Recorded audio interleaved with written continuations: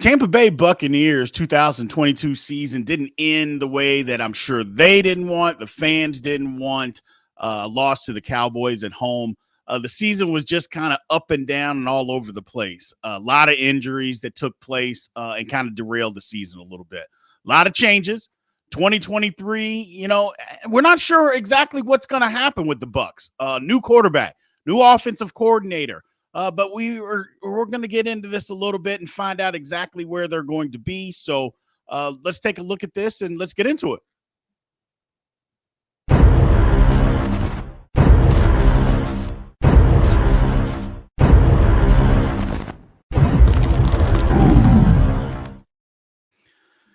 James, thanks, man. Thanks for taking the time to join us on Big B Sports Talk today, man. How you doing? I'm doing well. Thanks for having me. No problem. Before we get started, as always, everybody subscribe and follow. Tell everybody where they can find you and where you are at, my man.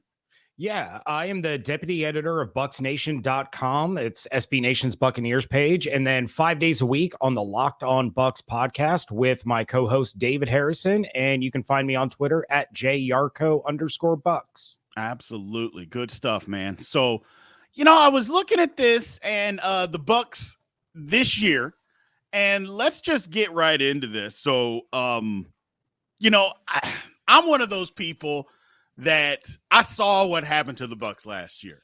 I've been around football for a while. I saw what happened. Injuries derailed the season. I mean, if your quarterback's not sure if he wants to play, then he comes back. It doesn't matter if he's Tom Brady or not. That has an effect on the team. A lot of things went against them.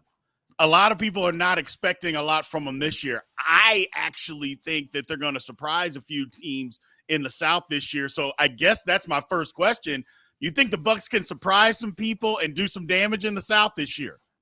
I absolutely do. I mean, you kind of set it up perfectly there. When you have the leader, the linchpin of your offensive line go down on the second day of training camp, and then you spend the rest of the time playing this shuffle game where you're trying to find the right combination of the five guys in front of Tom Brady, it was difficult, and it really set the tone for the season. And then you have kind of this, for lack of a better term, when you take a look at the Buccaneers offense, Byron Leftwich didn't have his babysitter anymore. Bruce Arians was off the sideline. He was, up in the boxes. He was in the front office, all that. And Byron really failed a lot of Bucs fans. He failed the team in his inability to be creative on offense. So that really kind of set the tone for everything. Now you take a look at this Buccaneers team that a lot of people are projecting to have a top 3 pick, maybe even the number 1 pick, saying that they're a terrible football team. And I do think they're going to surprise a lot of people. They are going to make some noise in the NFC South because that entire division is a question mark. You have new quarterbacks across the board.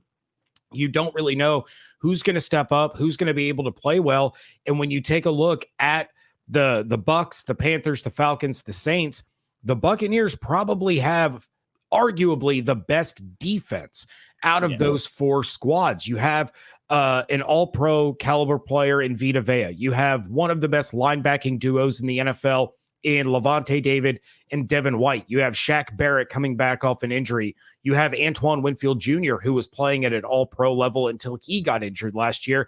Then you bring in Ryan Neal to be kind of that ball hawk guy in the back end of the defense.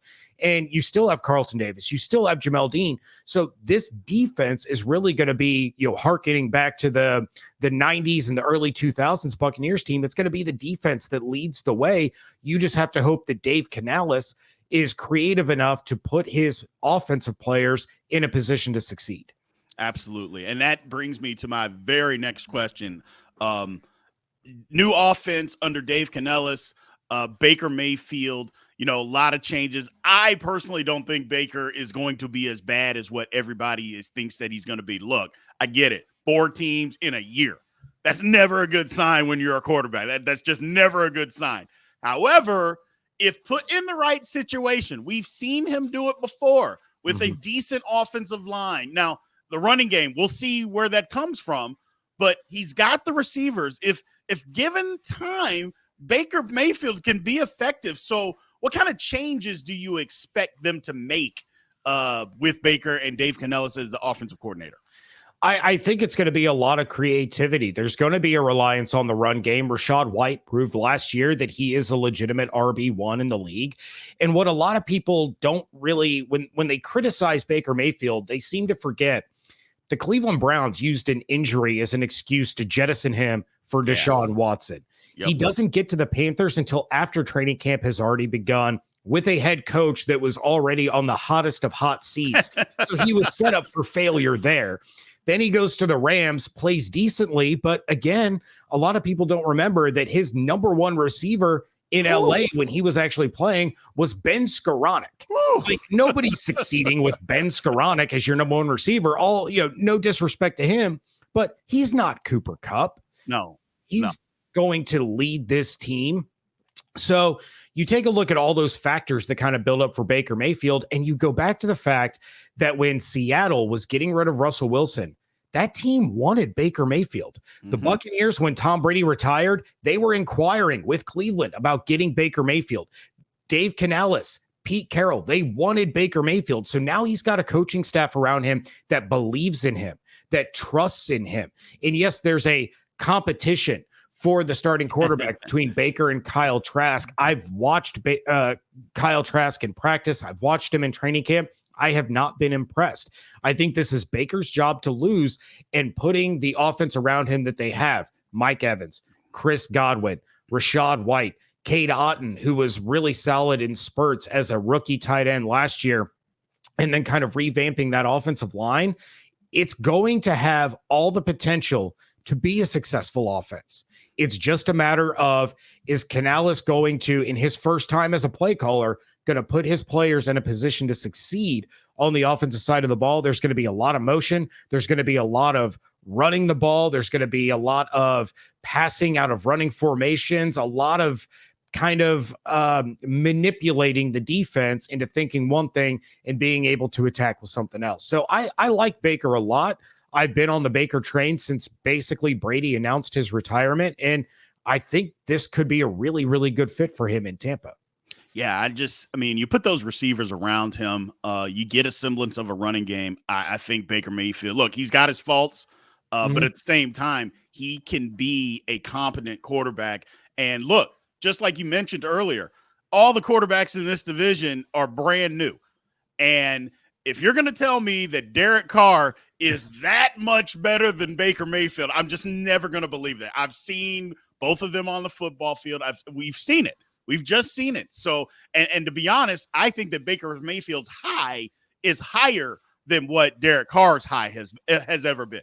So to me, I just don't buy. I don't buy into the Bucs are just going to fall all over themselves and just fall on their face. I just haven't bought into that, which leads me into the next thing, the rebuilt offensive line. It was just in shambles literally from the second day of practice. That's just tough. It's just tough. And you're not losing stiffs. They didn't lose just a run-of-the-mill center. That's not what happened here, So having guys move around and being rebuilt, how do you think that the line bounces back this season? I think it starts with the best right tackle in football in Tristan Wirfs moving to the left side. Yeah. Now that's going to be an adjustment, and he's been working on it since the day after the Bucs lost to the Cowboys in the playoffs. He knew this move was coming because Donovan Smith just didn't live up. I've criticized Donovan Smith a lot, but I've also come to his defense. He's kind of been the Buccaneers fans' punching bag since he was drafted, but he didn't play up to his caliber last year, and it cost the Buccaneers in a lot of situations. If Tristan Wirfs is 80% on the left side, what he was on the right side, you're still talking about a top 10 left tackle in the NFL. Tristan Wirfs is an absolute mauler. Yep. So it starts there. Then you have Ryan Jensen back in one of the most miraculous recoveries I think we will ever see. His knee was string cheese, just absolutely shredded apart. And he still managed to come back in under a year and play in that playoff game.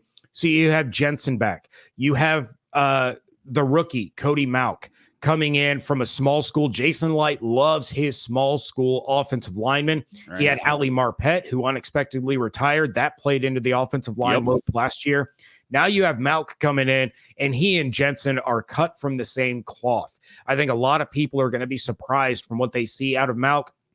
Then you have Luke Gedeke, who was the rookie last year that they moved inside and struggled a lot. He's going back to his natural position of right tackle. He's a little undersized in the NFL for a right tackle, but if he can play to the caliber that he did in college on that side, that's going to really make a big difference, especially with Tristan moving over to the left. And then kind of that left guard position it's a little up in the air. They've already said that Filer is going to be their starter, a guy that they brought over from the Los Angeles Chargers, and he's really, really good. But Aaron Stinney is also coming off of a torn ACL where he was going to be the starting guard, and Luke Gedeke was kind of thrust into that role when Stinney tore his ACL in the last preseason game against the Indianapolis Colts. So there's a lot of talent there. Outside of Jensen and Wirfs, I'm not going to go out and say that any of these guys are top 10 or top tier or elite.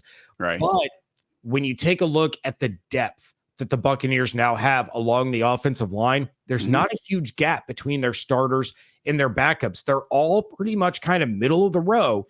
And so if one guy goes down, it's not going to be the drastic drop off that it was last year. You have Robert Hainsey, who stepped in and played center. He played guard at Notre Dame. He can step in and play any of the interior positions. And something that I've always kind of harped on is the offensive line is like an orchestra, right? They all have to play. They're all doing separate things, but they all have to play in unison in order for it to work. And I think that's something that we're really going to see out of the offensive line this year, that they have the full off season, the full training camp to really work together and start to gel and develop that chemistry. Got it. Makes a lot of sense. Yeah, I see the Bucs offensive line. Like I said, when you lose your main clog at center, the second day of practice, it makes it really tough. I think they're going to find something there and be able to run the football a lot more effective than what they were. Moving to the defensive side of the ball, the Bucs didn't have a horrible defense. I mean, it was kind of middle of the road. Having said that, what did they do to upgrade? I know a lot of fans see some things, but maybe what did they actually do to upgrade the defense to be a better defense this year? They were looking for speed. That's really what it boiled down to. They had to get faster on defense. So it starts with their first round pick in Kalijah Kancey out of Pitt to line up there with Greg Gaines, who they brought over from Los Angeles, and of course Vita Vea, one of the biggest wrecking balls in the NFL. You add Kalijah Kancey to that, and he's a little bit undersized in terms of the NFL world, but his get off is so quick and he's so efficient that he's able to get past these guys with one quick burst and one quick move. Then you take a look throughout the rest of the draft. They bring in Yaya Diaby. They bring in Servassier Dennis. They bring in all of this speed. And there's a lot riding on the development of Joe Tryon-Shoyinka. He was their first-round pick a couple of years ago, supposed to be the heir apparent to Jason Pierre-Paul, right? So Joe Tryon-Shoyinka has been really, really good at getting pressure. What he's not good at is he hasn't become a closer. He's getting close to the quarterback. He's getting pressure on the quarterback, but he's not finishing plays. And that cost the Buccaneers a lot last season. He would allow the quarterback to escape the pocket, buy some extra time, move the ball down the field with his arm or his legs. So there's a lot riding on Joe Tryon-Shoyinka taking that big step in his development this season and becoming a legitimate threat as a sack, a sack guy, because he hasn't been that guy yet. You're hoping that Shaq Barrett comes back at 100%, but we're talking about a ruptured Achilles that happened about midway through the season. He's probably not going to be his full self until we get to about the midpoint of this season. So a lot's riding on Shaq, a lot's riding on Vita Vea. When you're in a Todd Bowles 3-4 defense and your team leader in sacks is your nose tackle, that's not a good thing. So there's going to be a lot of pressure on Joe Tryon-Shoyinka, a lot of pressure on these young guys like Kalijah Kancey, Yaya Diaby to come in there in the rotation, get after the quarterback and bring him down. And then, of course, you have Levante David and Devin White that can both come with the blitzes, can both surprise the quarterback, get there with speed and close things out, but you can't do that every play or you're going to hang your secondary out to dry. So the biggest thing for the Bucs this offseason has been focusing on adding speed to their defense rather than adding these big brute guys like they've had in the past. Got it. Yeah. I just really like the Tampa's defense. I think it's going to bounce back. Like I said, there's a lot of things that went wrong. I don't think it was all on them. I think they were on the field a lot last year. I think a lot of that had something to do with it. But I just think in this division, I think they're going to be just fine. And to get you out of here, wrapping it up, look, I think they win 8 games again. They're going to fight for this division. I just think they are going to fight for this division.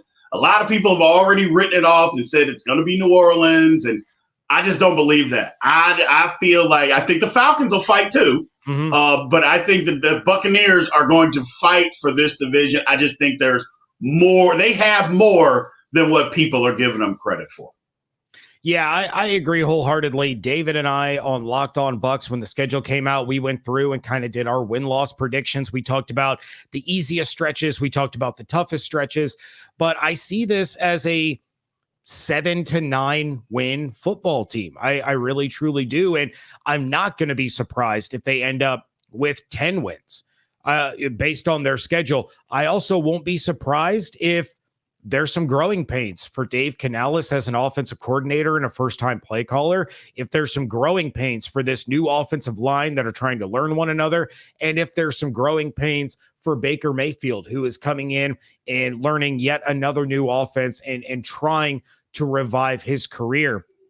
So there's a really wide range of outcomes, but I think at the end of the day, I'm with you 100%. I think this is around an 8-win football team, maybe 9 wins. They're going to be in the division hunt unless somebody really takes us by surprise and just goes out there and dominates. I've heard people crown the Falcons. I've heard people crown the Saints. I've even heard people crown the Panthers as being the division winners.